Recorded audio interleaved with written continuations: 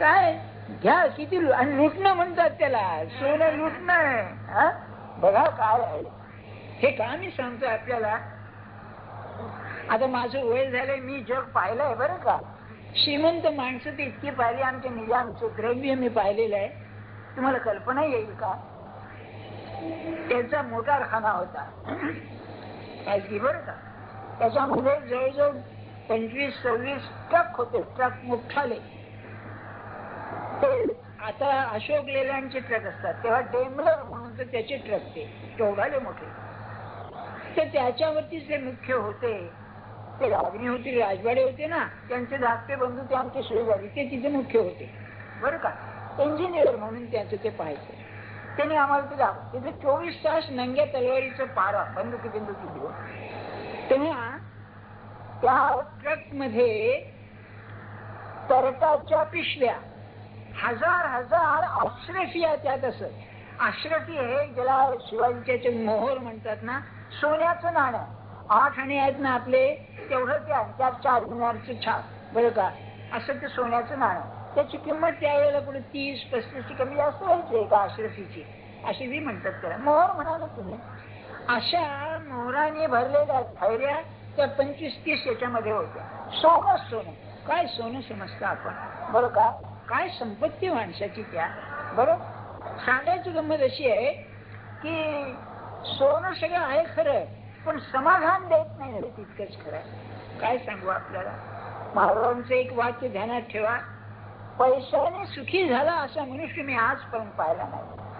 आणि मुंबईमध्ये तर पैसा म्हणजे किती पैसा आहे, कोट्यवधी रुपये सामान्य माणसाजवळ झालेले आहे. असं असून सुद्धा काय त्यांची वृत्ती, काय त्यांचं जीवन, काय सांगा. देहाचे भोग भोगू शकतील, कपडे उत्तम घालतील, विमानातून जातील, मोटारी उडवतील, पण समाधान नाही, सुख नाही. हे ध्यानात ठेवा आपण बरं. म्हणजे हे मी का सांगतोय, तुम्हाला बोलायला काय लागतंय नाही. महाराजांचं एक वाक्य ध्यानात ठेवा.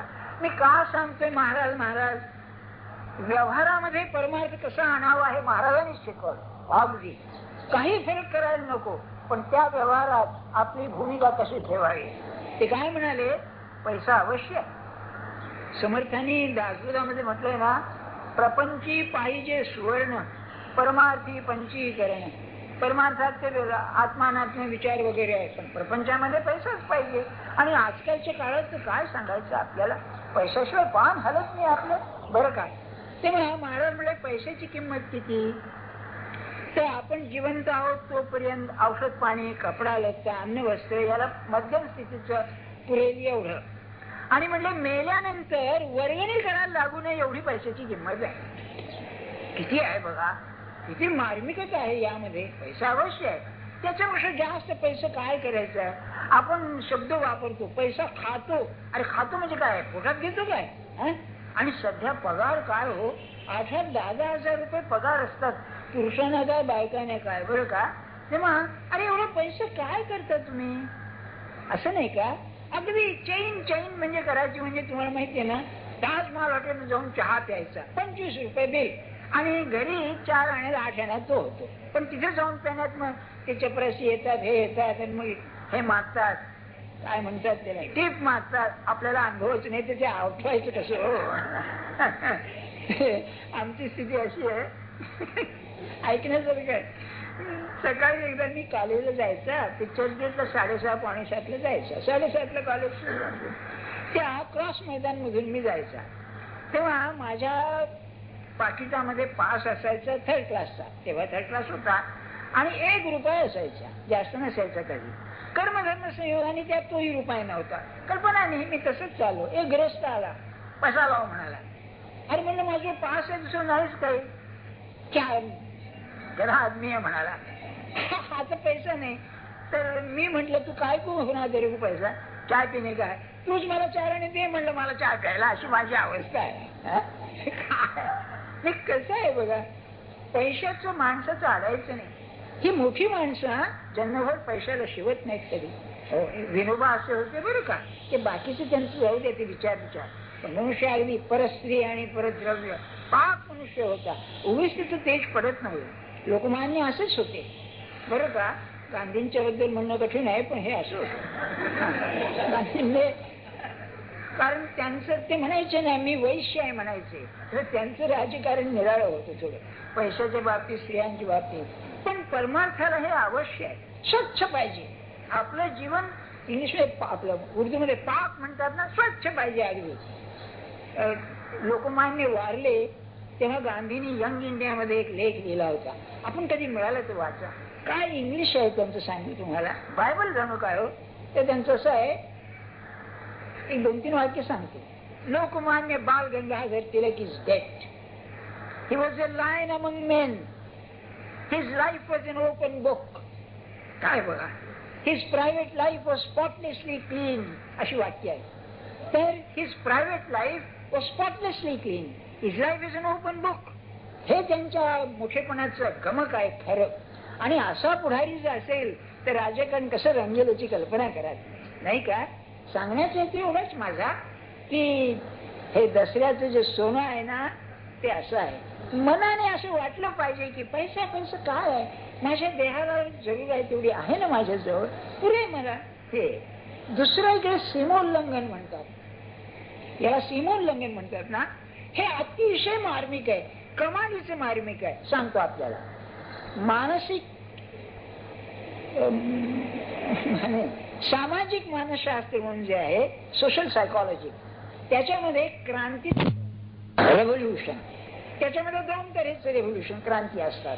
एक इमिडिएट रेव्होल्युशन, तात्काळ, आणि दुसरं ग्रॅज्युअल रेव्होल्युशन. बरं का, हा काही वर्ग नव्हे, पण आपलं सांगतो खरंच आहे ते.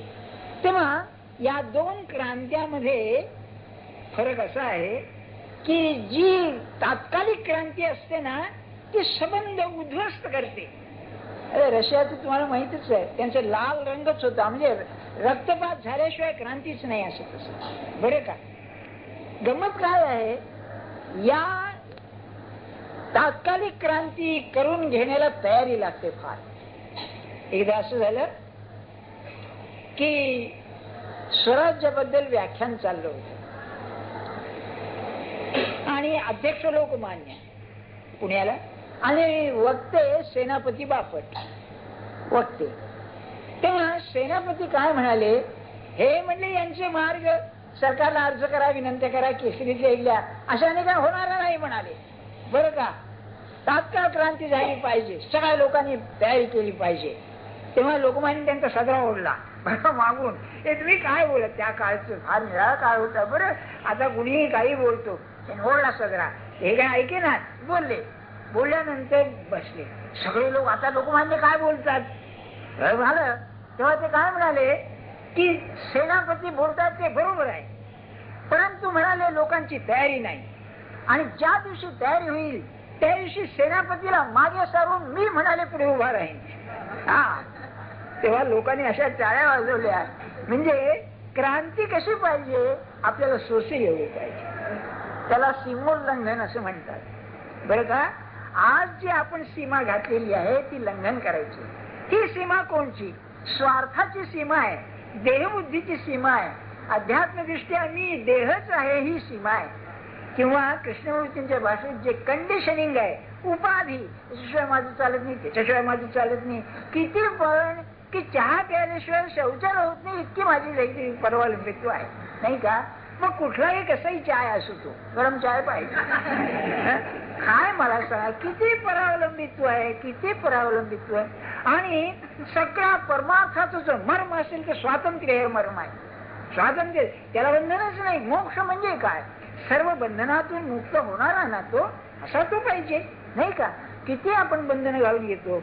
मग इथे सीमोल्लंघन ते काय आहे, तर इथे जे माझ्या ध्येयाच्या आड येतं ते मी आपण होऊन सोडणं, याचं नाव सीमोल्लंघन आहे. मग उदाहरण घ्या की आपल्या एखाद्या माणसाचं बरं नाहीये त्याच्याबद्दल, तर आज असा दिवस आहे की नाही, तो कसं का असे ना, मी माझं सोडीन आणि त्याला जाऊन यशस्वी आपलं तरी त्याला शुभचिंतन करीन किंवा क्षमा कर म्हणून सांगेन. हे सीमोल्लंघन आहे. हेही जाऊ द्या, हेही करायला आपला मी आड येतोय. तर आज जेथे शेवटी मोक्ष व्हायचा आहे त्या भगवंताच्या बाबतीत एक नियम तरी करावा. काही नियम करा आपण, रोज काही नाही, त्याला न चुकताना एक नमस्कार करायचा. मी एक सोपा नियम सांगतो आपल्याला, तो करून बघा. की आपण जेवायला बसताना तुम्ही देवाला नैवेद्य दाखवू नका, नमस्कार करू नका, काही नका, पण 3 वेळा राम राम म्हणून घास घ्या. आणि हे किती सोपं किती कठीण याचं उदाहरण सांगतो. बरं का, महाराजांचे कल्याण शिष्य आनंद सागर म्हणून होते. 2 खरे पोचलेले शिष्य, एक ब्रह्मानंद महाराज, आणखी आनंद सागर. तेव्हा आनंद सागरानं महाराजांनी नियम सांगितला होता की काही नाही, फक्त 3 वेळा मंत्र श्रीराम जयराम जय जय म्हणायचा आणि घास घ्यायचा, एवढं. तेव्हा मंडळी जेवायला बसली, महाराज बसले होते. त्यांचं असं होतं लहान मुलासारखं, महाराजांनी बैस म्हणले की बसायचे, जवळ बैस जवळ बसायचे. ब्रह्मानंद महाराज कधी जवळ बसले नाही, त्यांचा स्वभाव निराळा. तेव्हा जवळ बसले उजव्या बाजूला, आणि महाराजांनी इतकी गडबड केली जेवायला, बसा बसा बसा बसा, ते चुकलं त्यांचं आणि झालं. आणि 2 घास घेतल्यावर अरे म्हणाले, अरे म्हणल्यावरती डोळ्याला पाणी आलं. चुकलं म्हणले महाराज. मग म्हणाले, याकरताच गुरुची मदत लागते म्हणले आपला जप करायला, लक्षात ठेव म्हणाले. तेव्हा असा नियम करावा की नाही, हे झाल्याशिवाय आम्ही उठणार नाही. तसं सकाळी 1 माळ तरी करावी, काय जो तुम्हाला सोयीचं पडेल तो. जेवताना तरी त्यांचं स्मरण तरी करावं.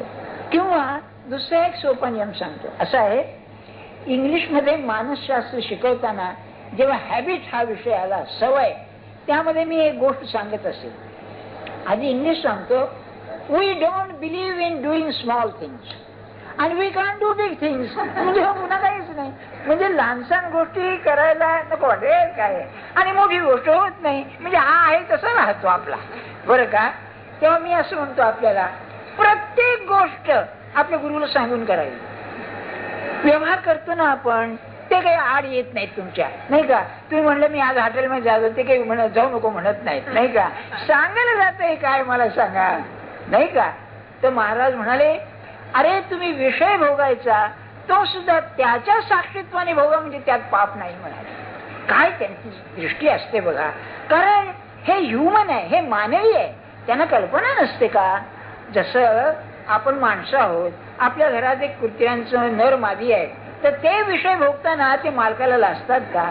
तसं माझा गुरु हा सर्वज्ञ आहे, त्याला माझी योग्यता माहिती आहे.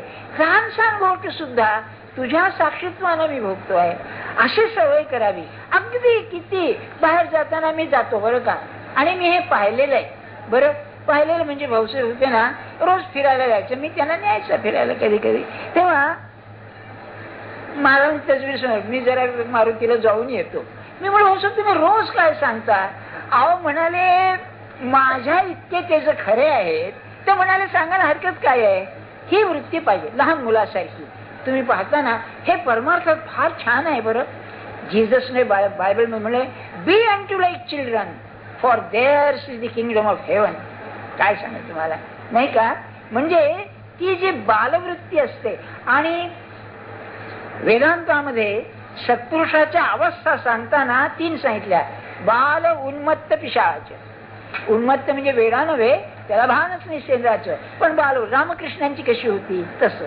किंवा पिशाची वृत्ती म्हणजे अक्कलकोटच्या स्वामी ते नव्हे, ते पिशाचे. आपण व्यवहारात पिशाचे आणि उन्मत्त राहो, ठीक आहे, परंतु भगवंताचं बालवृत्ती पाहिजे. आणि खरंच त्यांची दृष्टी ही असते पाहायला. असं सीमोल्लंघन व्हायला पाहिजे बघा. आणि ते बाहेरचं नाहीये, आतलं आहे. कृष्णमूर्तींचं एक अप्रतिम वाक्य आहे, the only revolution is the inner revolution. काय त्यांचं पुस्तकच आहे की नाही, त्या शेवटचं वाक्य हे आहे बघा, की क्रांती सगळी आती आहे. बाहेरचं काय मला सांगा बदलणार. देह तसाच असायचा, कपडे लत्ते तेच, बाहेरचा काही फरक नको, फरक आतमध्ये व्हायला पाहिजे. मनुष्य बदलायला पाहिजे, तो इथे. हा त्याच्यातला भावार्थ आहे. असं आता आपला आजचा विषय सांगतात. आपण मागचा श्लोक वाचला की अजोपि सन अव्ययात्मा भूतानाम ईश्वरोपि सन. बरं, प्रकृतीम स्वाम अधिष्ठाय संभवामी आत्ममायया. खरं सांग म्हणजे याच्यावरती ज्ञानेश्वर महाराजांचं वाचन जास्त बरोबर आहे, पण त्यातले काही 2-3 शब्द सांगतात आपल्याला. पहिला शब्द अज शब्द आहे. अज म्हणजे ज्याला जन्म नाही. मग केवढा हा विरोध आहे बघा. ज्याला जन्म नाही तो जन्म घेतो म्हणतोय. आपली अवस्था आणि भगवंताच्या अवस्थेत फरक आहे. आपल्याला जन्म आहे, त्याला जन्म नाही. म्हणजे तो जन्म घेतो आणि आपला जन्म होतो. याचं कारण काय? आपला जन्म होतो याचं कारण आपण वासनेमध्ये आहोत. वासना आपल्याला जन्माला घालते.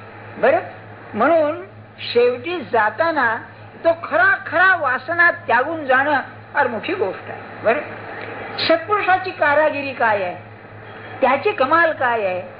तसं आहे की अंतकाळी त्याच्या बाकीच्या वासना असतात त्या जीवाच्या, पण त्याच्यामध्ये देह सुटताना ईश्वराची वासना ठेवतो.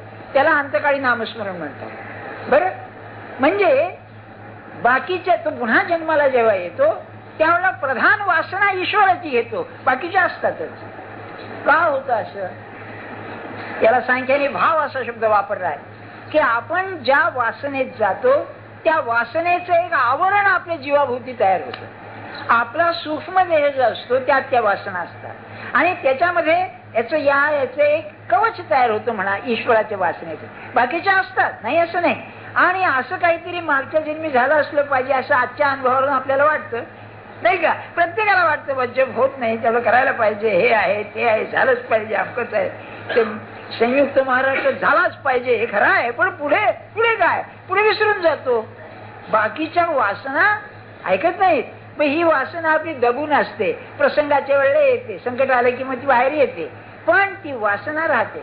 असं अनेक जन्म जेव्हा ती वासना ठेवावी तेव्हा सूक्ष्म देहात बदल होतो आणि हे होत.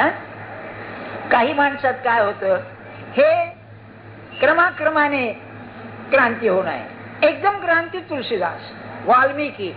काय वाल्मिकी ऋषी झाला पुढे, म्हणजे त्याचं नाव वाल्मिकी का पडलं? वाल्मिका म्हणजे वारुळ. तर तो ध्यानाला बसला असताना त्याच्या भोवती वारुळ वाढलं, इतक्या तो समाधीमध्ये गेला नाम घेताना, आणि इतक्या लोकांना मारलेला. अलीकडे पाहतो ना, अमक्याने इतके खून केले, तमके खून केले, तसं त्याचं होतं बघा. नाही म्हणजे हे निराळी माणसं. तुलसीदास नाही का निराळी माणसं ही. काय बायको म्हणते काय, हा इतक्या बायका आम्हाला बोलतात, चालतंय त्याचे कोणी सोडून. बरं का, तुम्हाला गंमत सांगितलं नाही मी, आमचे शेजारी होते, पाहिलेली गोष्ट. आम्ही सांगितलं आमच्या गोष्टी म्हणजे जीवनातल्या असणार. तेव्हा त्या नवरा बायकोंचं भांडण झालं आणि जो गेला त्याचं नाव केशवच होतं, ही त्यात गंमत आहे. आणि सोनी आडनाव त्यांचं. हो, तेव्हा तो गेला तर बायको घाबरली. ते हे होते ओव्हरसियर होते, ग्रस्त ते मोगलाईतले आपले. आणि बायको आली ना आमच्या आईला काय म्हणाली की अहो ते गेले आहेत आता, पळून निघून गेले घरातून, काय चहा होता असं झालं. किती वेळ झाला म्हणाले. आमची आई म्हणाली तर तासभर. काही काळजी करू नको, पुन्हा परत येईल म्हणाले. बरं, अहो काय संध्याकाळ पण वाट पाहिली, दुसऱ्या दिवशी वाट पाहिली तर पलीकडे एक मंदिर होतं. त्या मंदिरामध्ये मडी असतात, आउट हाऊस सारखं असतं ना. तर आई काय म्हणाली आमची, जाण बघ त्या मंदिरात असेल कुठेतरी. तर काही नाही, बाहेर तिथं वाट बसलेला होता ग्रस्त. आणखी म्हणले तुझीच वाट पाहत होतो, तू बोलावशील म्हणून. बरं झालं. असली क्रांती बरोबर आहे. आधी बायको ओळखून असते हो काय पाणी येते, असं काय करतात नाही काय. त्यांना नाडी परीक्षा जास्त असते आपल्यापेक्षा. सांगण्याचा हेतू काय आपल्याला, तेव्हा आपली जी वासना आहे ती वासना भगवंताची वासना बनणं, तर भगवंताकडे जन्म येणार. भगवंताला वासनाच नाही, मग काय असतं. पण काहीतरी वासना असल्याशिवाय देह कसा येणार? जड देह यायला ती सूक्ष्म वासनाच परिवर्तित व्हायला पाहिजे, ट्रान्सफॉर्म व्हायला पाहिजे ना. मग त्याला करुणा असते. सत्पुरुषाला वासना नाही, करुणा असते. काय करुणा असते? अवघे सुखी असावे ऐशी वासना. समर्थाने वासना शब्द वापरलेला सत्पुरुषाच्या बाबतीत, की संबंध जग सुखी हो, संबंध जग सुखी हो. आणि त्यांना जर असह्य होत असेल, जगातलं दुःख त्यांना सहन होत नाही. हा त्यांचा गुण आहे बघा. काय नाही तर जन्मभर कशाला सांगत राहतात मला सांगा, काय त्यांना जरूर असते. पण लोकांचं दुःख पाहत नाही. म्हणून भगवंत जन्माला येतो त्यावेळेला करुणेने जन्माला येतो. करुणा केव्हा उत्पन्न होते हा प्रश्न आहेच. कोणीतरी भक्त 1, 2, 10 कुणीतरी ज्या वेळेला तळमळतात की भगवंता आता तुझ्याशिवाय तरणं नाही, तू ये. आपल्याकडे एक कल्पना आहे मायथॉलॉजी म्हणजे पुराणामध्ये फार अप्रतिम कल्पना आहे. ती अशी आहे की भगवान समुद्रामध्ये शेषशाहीवर बसलेला आहे, निजलेला आहे बरं का. आणि पृथ्वीवरती अत्यंत घोर अन्याय सुरू झालाय, जसं आता होऊ लागलेला आहे. तसं माणूस इतका विषयी चमत्कारिक झालेला आहे, त्याला देहाच्या पलीकडे नाहीच काही व्हॅल्युएशन, मूल्य राहिलंच नाही, अशी स्थिती आहे. अशा याच्यामध्ये अतिशय स्वार्थाच्या पायी सुरक्षितपणा नाहीसा होतो. एक कल्पना करा तुम्ही, हे सुरक्षा कमांडो लोक असतात ना, 5, 10, 25, अरे किती तुम्ही ठेवणार रक्षण करण्याकरता, आणि त्याच्या उलट सत्पुरुषाचं बघा, त्याला काही आहे. याचं कारणच असं, काय होईल केव्हा याचा नेम नाही. मनुष्य हा मनुष्य राहिलेला नाही. बरं, मग पृथ्वी काय करते, गायीचं रूप घेते. आपल्याला आठवत असते, गायीचं रूप घेऊन तिथे जाते आणि प्रार्थना करते विष्णूची की आपण या. आता मला सहन होत नाही. गाय का, तर गाय गरीब गाय असं म्हणतात. म्हणजे अत्यंत सत्वगुणाने भरलेली जी माणसं असतात ते गायीसारखी असतात, अतिशय निरपराधी, इनोसेंट, हार्मलेस अशी ती माणसं असतात. त्यात त्यांना ताप होणं म्हणजे फार कठीण आहे. तेव्हा ती जाते आणि मग ते सांगतात मी येतो अमक्या ठिकाणी, असं आहे ना.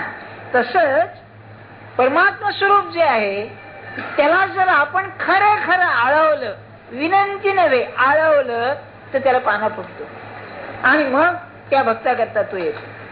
एका रविवारी मी आपल्याला एक गोष्ट सांगितली, ती पुन्हा सांगतो आपल्याला, त्या लोकांना ते समजतं. रामकृष्णांची गोष्ट आहे की म्हणाले भगवान श्रीकृष्ण आणि रुक्मिणी सारी पाठ खेळत बसले होते, सोंगट्या खेळत बसले आणि एकदम उठले आणि पळायला लागले. भगवान दारापर्यंत गेले, परत परत आले.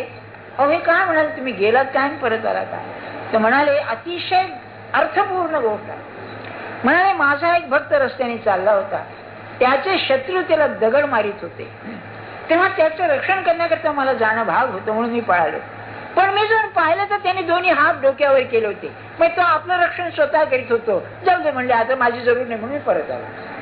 हा हे आहे, जेव्हा आपण आळवतो ना, आव्हान करतो, तेव्हा मी संपलो, माझ्या आता नाही चालत. बरं का, हे गोविंद हे गोपाल, अब तो जीवन हारे, सुरदासाचं पद आहे गजेंद्राच्या बाबतीत. आता हरलो मी, संपलं माझं, मला आता नाही, तुझ्याशिवाय मला कोणी नाही असं म्हटल्यानंतर तो येतो. बरं का, तेव्हा आपण जेव्हा भगवंताला आळवतो त्यावेळेला ती वृत्ती इतकी सूक्ष्म आणि तीव्र झाली पाहिजे की तुझ्याशिवाय मला कोणी नाही. तुम्हाला अनुभव आल्याशिवाय राहायचा नाही. कारण जी सद्वस्तू आहे रियालिटी, ही बुद्धी प्रधान नाही, ही भावना प्रधान आहे. Reality is feeling, reality is not reason. बुद्धी नव्हे, ते फिलिंग आहे, जाणीव आहे, ती भावना आहे. तुकाराम महाराजांना नाही का, भगवंता अरे काय प्रसंग आहे हा, तुझ्याशिवाय कोण आहे मला. आपण ते 10-12 अभंग आहेत, त्यांच्या वह्या बुडवल्या ना, त्यावेळेला 13 दिवस निष्ठक्र म्हणजे पाणी न पिता उपवास केला. त्यावेळेला त्यांना ते सहन होईना. अरे म्हणले दगडाची खोळ घेऊन बसलायस, काय कल्पना रम्य आहे बघा. जसं आपण कपडे घालावे तसं आतमध्ये परमात्मा आहेच. तो दगडाचं वस्त्र जणू काय घेऊन बसलेला आहे. तुला समजत नाही का, हे माझी काय अवस्था आहे. अरे तुझी आज्ञा म्हणून मी लिहिलं आणि हा प्रसंग माझ्यावर, हे काय हे म्हणाले. आणि तो त्यांनी म्हणले आला बाळवेशे सावरीत जवळी, म्हणजे अशी अवस्था झाल्यावर लहान मुलाचं रूप घेऊन समोर आलेला आहे. तेव्हा त्यांना वाईट वाटतं. अरे अरे अरे म्हणाले एवढ्या करता मी तुला बोलावलो, काय रे मी पापी आहे. माऊली होऊन मायाळ, म्हणजे पाण्याहून पातळ. अरे तू कसा द्रावलास एकदम. तेव्हा ती जी सद्वस्तू आहे परमात्मा स्वरूप, अरे माणूस काय विरघळेल असं ते आहे. सांगितलं ना, सत्पुरुषाचं मुखे करुणा, त्यांना सहन होत नाही ते सांगून. असं असल्यामुळे आपण जर खरोखर त्यांना आवाहन केलं तर तो आलाच. आता येतो कसा, करुणा घेऊन येतो. सांगितलं मी आपल्याला, आपण वासनेने येतो, तो करुणा घेऊन येतो. तुम्हाला मागे एकदा मी सांगितलं होतं, आठवतं का, रिपब्लिक मधलं काय असतं की आमच्याची खोडं आमच्याशिवाय जात नाही म्हणतात ना, ते साले जन्मभर शिकवलेलं आहे ते आठवतं, पण मार्मिक असतं. रिपब्लिक म्हणून जो तिचा जगप्रसिद्ध ग्रंथ आहे प्लेटोचा, जशी ज्ञानेश्वरी आहे ना जगप्रसिद्ध ग्रंथ, तसंच रिपब्लिक आहे. जसं बायबल आहे असं हे मोठे ग्रंथ आहे. त्यामध्ये मनुष्य जन्म कसा येतो हे त्याने वर्णन केलं. बरं का, तर त्याने असं वर्णन केलंय, एक पर्वत आहे मेरू पर्वतासारखा, बरं का, पॅम्फिलियन ऑफ दी अर्थ म्हणून कल्पना आहे त्या ग्रीक पुराणातल्या. तेव्हा तिथे एक देवता बसलेली असते आणि जन्म घ्यायला आलेले जे जीव असतात ते भोवती असतात. मग 3-4 प्रकारचे जन्म. काय रे वा, तुला मला तत्वज्ञानाचा जन्म पाहिजे, वाईज मॅन. दुसरा म्हणतो मला वॉरियर म्हणजे सैनिक व्हायचं आहे, क्षत्रिय व्हायचं असं म्हणा. तिसरा म्हणतो मला वैश्य व्हायचंय, ट्रेडर. ते 3च तो वर्ग मानतो. प्लेटो 4 मानित नाही. आणि चौथा गुलामांचा. तर जे आहे त्यांना मागता येत नाही, तो गुलामात ढकलून देतो. तर मग विचारतो तुला काय तत्वज्ञ व्हायचंय, ऑलराईट, मग त्याप्रमाणे तो त्याला ढकलतो खाली. बरं का, त्याची कल्पना. इथे कसं आहे की ज्या वासना माझ्यामध्ये प्रधान आहेत त्या वासना कर्माला प्रवृत्त झाल्या की त्याला जन्माला घालते. बरं का, ती परिपक्व व्हायला पाहिजे. ती परिपक्व झाली की तू जन्माला येतो. आपण कर्माचा संबंध गाठोडं घेऊन जन्माला येतो. बरं, असं आहे. हे डॉक्टर कुर्तकोटी होते ना, त्यांना महाराजांनी सांगितलं 40 दिवस उपवास कर म्हणून आणि ध्यान लावून. ते बसले ते जाऊन. ते सांगत असत की माझ्या अंगावर असे साप यायचे.